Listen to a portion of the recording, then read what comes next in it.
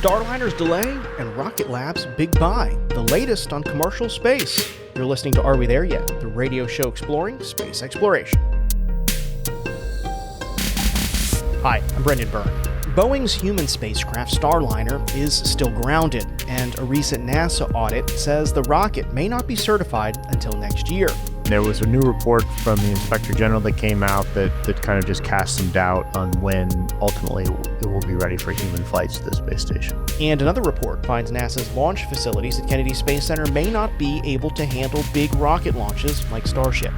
We'll speak with Ars Technica's Eric Berger about these setbacks and how it impacts the future of space exploration. Then, one space company is expanding. Rocket Lab has acquired Iridium. We'll speak with main engine cutoff's Anthony Colangelo about the significance of this merger. That's ahead on Are We There Yet?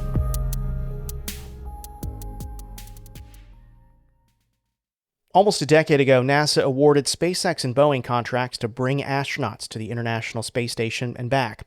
When Boeing's spacecraft launched its first crewed mission in 2024, technical issues prompted NASA and Boeing to return the Starliner vehicle without its crew. Now, a recent NASA audit says Starliner is once again delayed from being certified. And another report from NASA suggests the Kennedy Space Center may not be able to handle launching newer mega rockets like Starship and New Glenn on a regular basis. So how will NASA's future look with another Starliner delay and outdated launch facilities? Here to answer those questions is Eric Berger. He's the senior space editor at Ars Technica. Eric, welcome back to Are We There Yet? Thanks very much, Brendan. Hey, Eric, it seems like every time we have you on, we're talking about Starliner. What is the latest in Boeing's Starliner saga so far? Well, we still don't have a date yet for the uncrewed mission flight test. NASA had been targeting sometime this summer, but now it's moved off its calendar, and I'm increasingly doubtful that that mission will take place this year. So we're probably looking at sometime in 2027. And then there was a new report from the Inspector General that came out that kind of just cast some doubt on when ultimately it will be ready for human flights to the space station. Mm-hmm.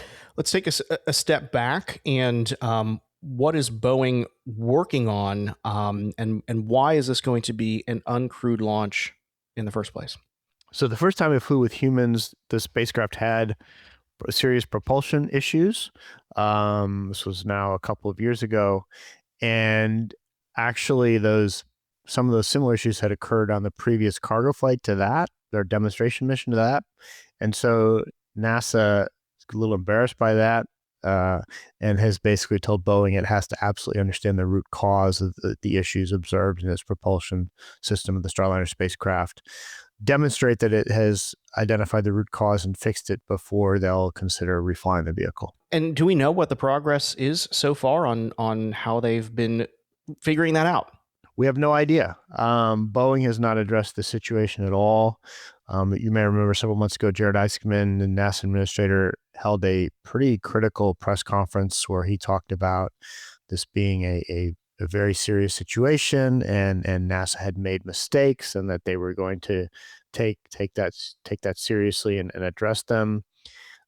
We don't have any much updated information on sort of the nature of the testing that Boeing has done, the certification work, and all of that. But the way that Isaacman spoke about it led me to believe that there was going to require a lot of work and a lot of coordination with NASA before everyone was comfortable moving forward. Mm-hmm. Yeah, it didn't seem like it was just hardware issues. It was kind of systemic issues and cultural issues within the company and the relationships between NASA and the contractor, right? Yeah, they think that Isaacman felt that NASA and Boeing were a little too cozy. And so I think that there will be a renewed desire on the part of NASA officials to make sure that they dot every I and cross every T with regard to understanding this issue and being comfortable with flying Starliner again. And I don't have great optics into what has happened in Boeing since this, but you got to think about the fact that this program now is more than a decade and a half old. And so I'm sure there's been a considerable amount of churn within the workforce working on Starliner and people moving on to other programs. And so I would guess that they're struggling to some extent to sort of keep the momentum going on working on Starliner and its propulsion issues. And this is a fixed price contract, correct? Wait, Boeing has to pay for all of this out of pocket, right? Yes, it's a fixed price contract. NASA is trying to provide some assistance where it can, so that I'm sure there'll be some funding for the cargo brought up by Starliner on this next flight, which was supposed to be an operational crew mission, but now will be cargo only. But yes, Boeing has lost billions of dollars to date on getting a Starliner flying, and if they don't succeed, they'll lose a lot more money. Is it even worth it for Boeing and NASA at this point to keep working on this program, which, as you mentioned, has been more than a decade? Well, they still are. So apparently they have made the kind of cost benefit analysis. There were some questions right after several of the flights of whether Boeing would continue. They've always sort of committed to doing so. I think NASA at times has had to talk them into it, providing incentives and so forth, or things like that. But for now, it's lumbering along. I don't think it's a super high priority for NASA or for Boeing. Um, NASA has Crew Dragon, obviously, to get astronauts to the space station, and Boeing has to be wondering, what the future market for the spacecraft is. Crystal ball, Eric, does Starliner ever fly a crew again, and if so, when? I think so. I think that there's a commitment on both the government and Boeing to do that. I would say probably not before 2028. Not before 2028. That means we're coming up on the planned end of life for the International Space Station, which is around 2030. So 2 years of operation. That doesn't sound like a long time for Starliner to be happening. Are there plans beyond space station? Well, I think it's likely, Brendan, that we're going to see the ISX extended a couple of years. So if it flies in 2028, it would have 4 to 5 years of runway to fly a handful of missions, probably 3 or 4 for NASA, flying astronauts to the space station. And then the question then becomes, are the commercial space stations that are theoretically going to be coming online during that time frame, going to want to work directly with Starliner as opposed to Crew Dragon? I mean, we know that one of the main providers, Vast, has a very close relationship with SpaceX. So I think it's unlikely that Vast partners with Boeing. Will the other potential providers, the Voyager space station, Blue Origin, which is rumored to be working on its own, well, not rumored, I've reported, is working on their own crew vehicle. So maybe they'd be disinclined to partner with Boeing. And then Axiom, has worked with SpaceX on private astronaut missions. So I don't know what the market for them is. It's difficult for me to see them getting to a point where they're as reliable as Crew Dragon and have parity cost wise. So unless NASA or someone wants to create a competition, because if SpaceX has a monopoly on that crew transportation, then obviously the price can go up. Mm-hmm. You're listening to Are We There Yet from Central Florida Public Media. I'm Brendan Byrne. We're speaking with Eric Berger, Senior Space Editor at Ars Technica, about Boeing Starliner and the future of commercial space stations. Eric, you talked about these commercial space stations coming online. NASA made another step forward in that happening this week. What's the latest on NASA's push for these commercial space stations? Well, it's really interesting, Brendan. 6 months ago or less at the Ignition event, I guess it was 5 months ago, NASA came out and pretty forcefully said they didn't think that there was a viable pathway forward for these commercial space stations to be operational by 2030. Especially as independent free-flying space stations. And so they offered industry an option. Hey, do you want us to build a government module that you can dock to and sort of learn to walk before you run? None of the private industry participants liked that idea at all. And so NASA has gone back with this new RFP and basically said, okay, you guys say you can do this. We're going to offer a contract that will enable you to do it. And then, it basically is saying, good luck. And who may be interested in that? I know the RFP just came out, so we don't know who is going to apply for it. But do you have any indications as to what commercial companies may be interested in doing this? Yeah, I mean, there's of course Axiom Space, which is planning is working on several modules. Vast Space is hoping to fly a commercial space station sometime within the next 6 to 12 months. They're very interested. They were not among the first round of bidders, but they will be this time around.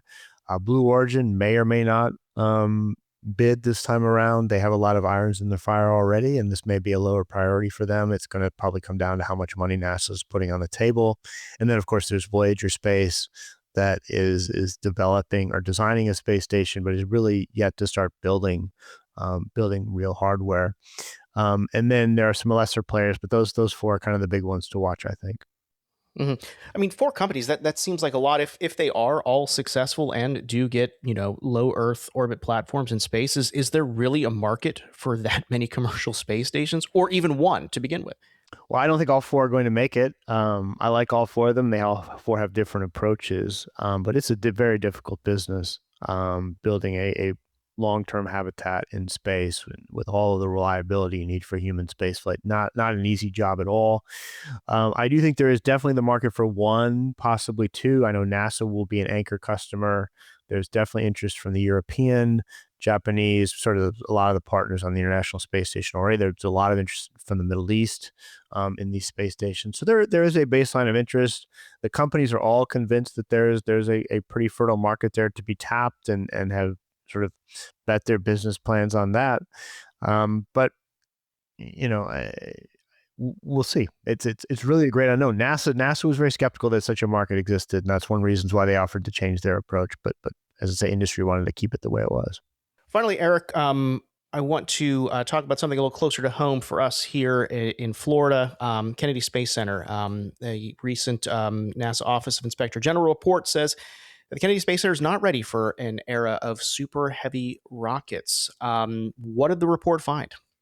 Well, it made several findings, but the basic gist is that the infrastructure at Kennedy Space Center and next door at Cape Canaveral Space Force Station is overtaxed.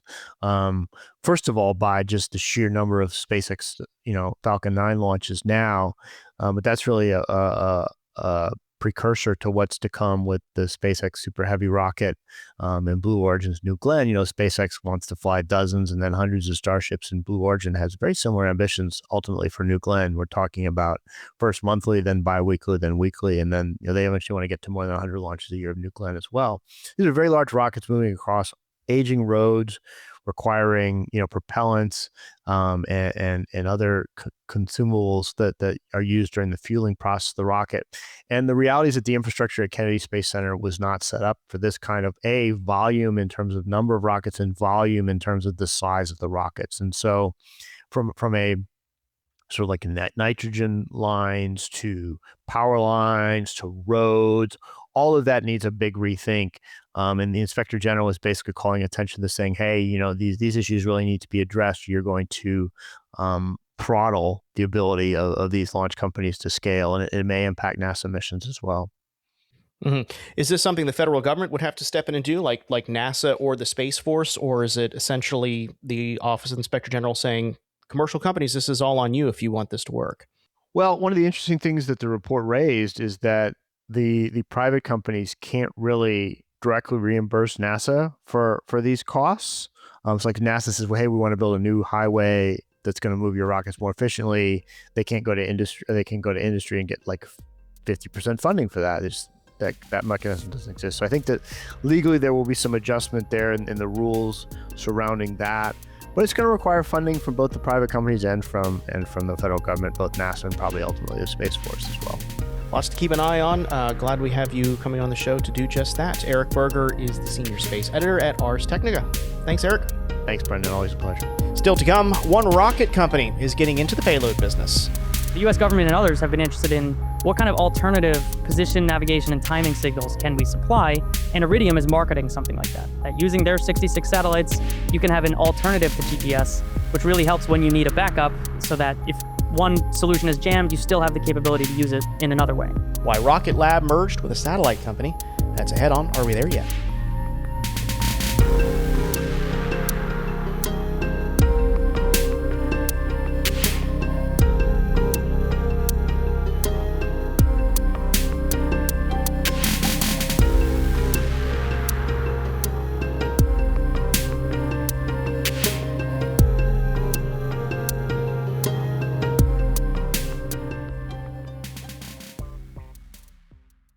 You're listening to Are We There Yet? From Central Florida Public Media. I'm Brendan Byrne. A new exhibit in Orlando brings space to Earth.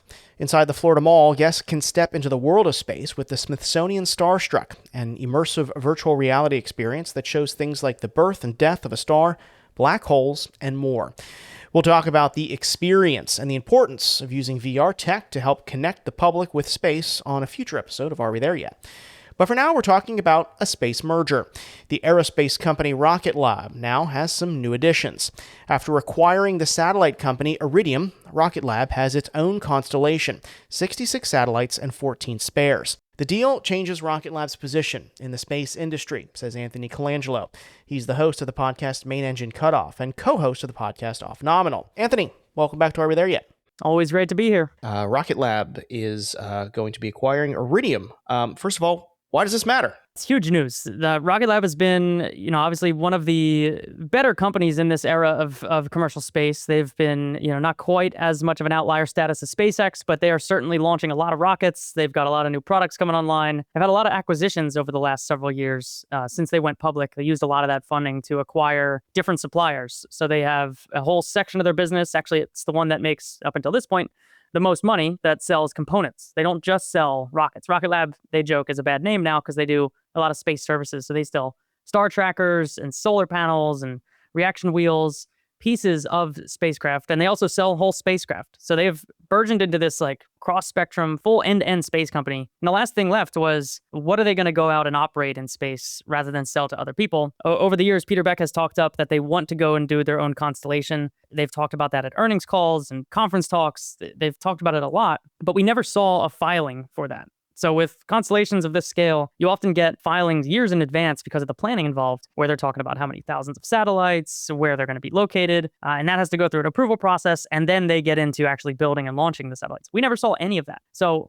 I kind of feel silly that I didn't presume that this was coming down the line, but they've effectively, found their way to jump straight to operating constellation without going through all that years of effort and build out by way of acquiring Iridium. Obviously, you pay a premium for that compared to what they might have spent internally, but Iridium is a really interesting company as well. They've been around for a long time.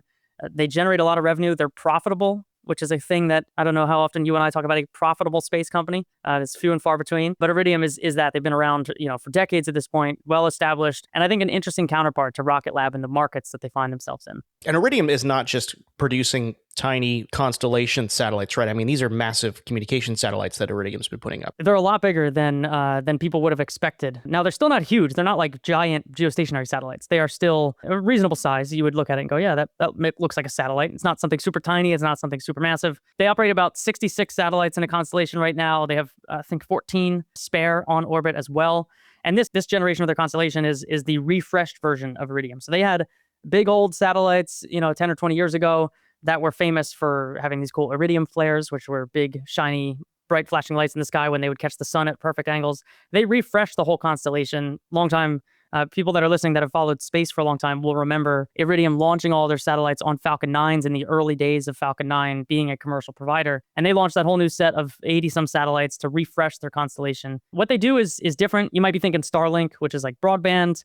Internet, you and I could be talking on Starlink right now. I don't think either of us are, but it's it's not so rare anymore to find somebody talking to you on Starlink. These services that they provide are low data rate. So a couple of packets of data at a time, really good for sending emergency broadcasts if you are a ship at sea and you have a little sat phone that you can send a message out. So they are small status update kind of messages, you might think, and they are increasingly being used in, you might hear Internet of Things being a term where crop sensors or water sensors or ocean buoys, things that need to report a data point up, will be able to use this constellation because it's also really good at getting through harsh weather. So Starlink kind of falls apart when it starts raining. This doesn't really care what weather is between you and the satellite. It broadcasts through that all, so it makes it really good for these kind of emergency services. I'm thinking back to the days when my parents had Prime Star or DirecTV, and we had to, storm would come through and you missed the game, right? You couldn't see what was going on. Get out the board games. Yeah. So, I mean, Iridium's been doing this since like the 90s, right? I mean, what is it, just this idea that Rocket Lab can have a constellation, or do they want some of this business too? Or do we even know? I mean, this could be speculative. Definitely speculative to some extent, but I think what Rocket Lab's seeing is that, you really only achieve kind of escape velocity, to coin a phrase here, I guess, when you are launching your own constellation. So you see SpaceX, when they launch something for Starlink, they're paying internally $15 million for a launch. Amazon goes and buys launches on the market, they're paying $100 million a launch. So the economics are hugely different when you're operating your own constellation that you can launch and when you have to go out to the market to buy it. Now, I think Rocket Lab sees something like Starlink generating a huge amount of revenue compared to launch services, and they see, and they have known this for a while, that all their money is made in space services, and launch is just kind of a thing they have to do, right? It's shipping costs. You have to pay it to get stuff up to space, but where you make your money is elsewhere. Rocket Lab also has a really good expertise of providing these kind of specific services to the government or commercial companies where they might want, rather than riding, mass transportation, taking the bus up to whatever orbit you can get to, you're buying an Uber. That's the analogy they always use, right? You're getting directly to the orbit you go to. And they have a really big business in the defense market that tends to like those services because they have a useful payload to any orbit they want. They also have this whole hypersonic suborbital business now. So they have a really good heritage of working with governments in these ways that are very specialized missions, which sounds a lot like what Iridium does. A specialized mission, it's not something that, I'm a weirdo that has this little Garmin device, but not a lot of people are going to need that kind of thing. But the ones that do really value it. And so I think that's the part that I find quite interesting, is that it's a really good complement for the kinds of customers Rocket Lab goes and find. It also makes money. I mean, the revenue of Iridium last year is significantly more than Rocket Lab's revenue last year. So when this goes through, Rocket Lab is more an Iridium company than a Rocket Lab company by revenue. And then you factor in, we're kind of mid-cycle for the constellation that Iridium operates right now. So they're going to refresh that in the coming years. They have new use cases in mind. One thing that's becoming important since the war in Ukraine has been this kind of resiliency in the GPS market. So people can jam GPS signals, and it makes it hard to use GPS. So the US government and others have been interested in what kind of alternative position, navigation, and timing signals can we supply? And Iridium is marketing something like that using their 66 satellites, you can have an alternative to GPS, which really helps when you need a backup, so that if one solution is jammed, you still have the capability to use it in another way.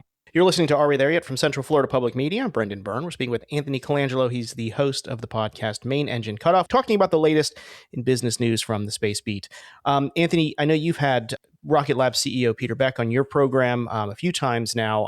As you mentioned at the start of this conversation, they are very, very successful, but they seem to be under the radar when it comes to kind of pop culture. What does Peter Beck say is the secret sauce to Rocket Lab? Why are they so successful? I would compare Rocket Lab as being one of the closest competitors to SpaceX in terms of their ability to achieve what they state, to do it on a good timeline, to actually scale those things up. Now, their vehicle right now is much smaller. They're working on a new vehicle called Neutron.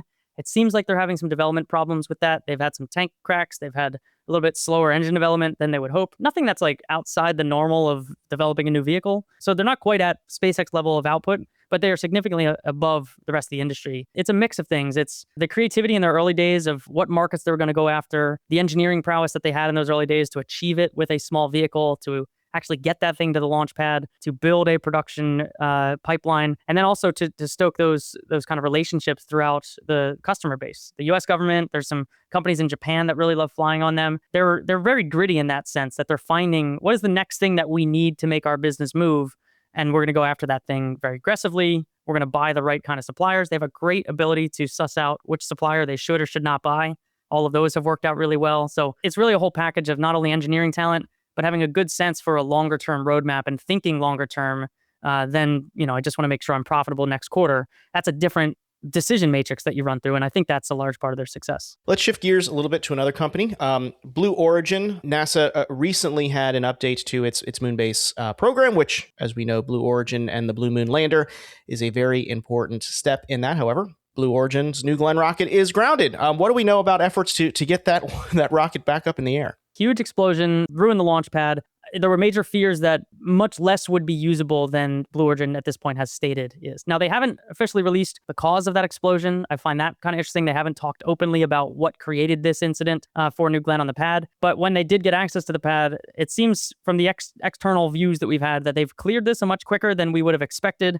They say that they're able to reuse more than was feared. And then the most important thing last week was that they put out their visualization of what they're going to go and do. And it isn't rebuild the exact same launch pad in the exact same way. It looks like they're going to be using a lot more kind of typical cranes, right? They're really big cranes, but they are not a huge, complex, one-off building they're going to go build at the Cape. It is a mix of launch pad infrastructure plus let's use a crane like we do to get our launch vehicle off a boat. Let's use that to stand it up on the launch pad. There's some commonality with where they were heading with a bigger launch vehicle down the line. So this jumps them forward a little bit on the roadmap in terms of the ground systems. But what it indicates, I don't think we know every little detail, but what it indicates to me is that they're taking a different approach than you might have expected with Blue Origin of the past, where they're doing things to get flying again quicker and not necessarily, they don't need to build the permanent solution right now. They need to get flying again and then upgrade as they go. That's different than the approach they had in the last 10 years of New Glenn, which led them to delay as long as they did.